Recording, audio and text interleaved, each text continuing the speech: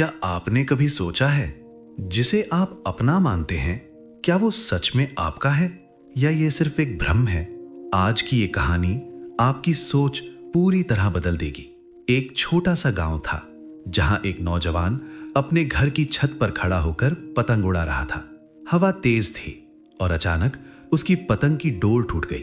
पतंग उड़ती हुई दूर जाकर एक साधु की कुटिया में गिर गई। नौजवान तुरंत भागते हुए कुटिया पहुंचा और बोला, महाराज, क्या मेरी पतंग यहां आई है?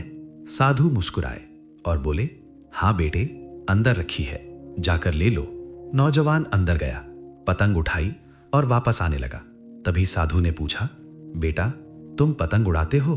नौजवान बोला, हाँ महाराज, जब ताश खेलने वाला कोई नहीं मिलता तब पतंग उड़ा लेता हूं। साधु ने फिर पूछा, तुम ताश भी खेलते हो?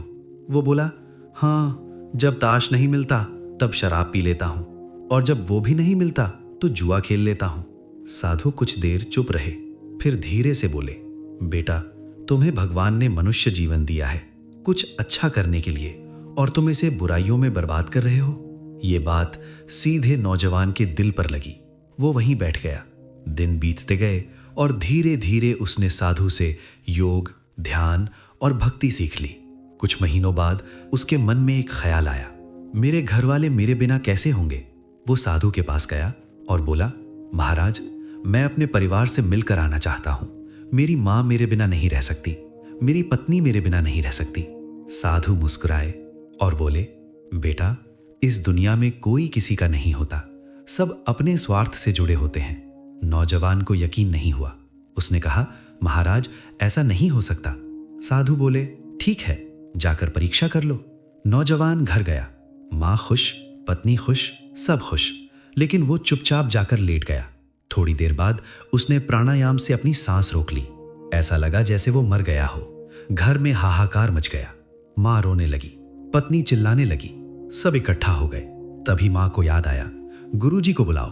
गुरुजी आए और बोले, ये जीवित हो सकता है, लेकिन एक शर्त है, अगर आप में से कोई ये मंत्र का पुड़िया खा ले तो ये जीवित हो जाएगा, लेकिन जो खाएगा उसकी मृत्यु हो जाएगी। पूरा घर एकदम शांत। मां पीछे हट गई, पिता चुप रहे, भाई बहन डर गए, पत्नी भी कुछ ना बोली, कोई आगे नहीं आया। तभी साधु आगे बढ़े, ठीक है, अगर कोई नहीं तो मैं ही खा लेता हूं। इतना सुनते ही नौजवान अचानक उठकर बैठ गया। उसकी आंखों से आंसू बह रहे थे। वो साधु के चरणों में गिर पड़ा और बोला, महाराज, आज मुझे समझ आ गया, सच में इस दुनिया में कोई किसी का नहीं है। साधु बोले, बेटा, इसीलिए समय रहते संभल जाओ। जो समय मिला है उसे भगवान की भक्ति में लगाओ, क्योंकि अंत में न धन साथ जाएगा न रिश्ते, सिर्फ तुम्हारे कर्म तुम्हारे साथ जाएंगे। और उस दिन के बाद वो नौजवान पूरी तरह बदल गया। याद रखिए, जब आप इस दुनिया से जाएंगे कोई भी आपके साथ नहीं जाएगा। इसलिए अपनी जिंदगी का सही उपयोग करें और भगवान से जुड़ें।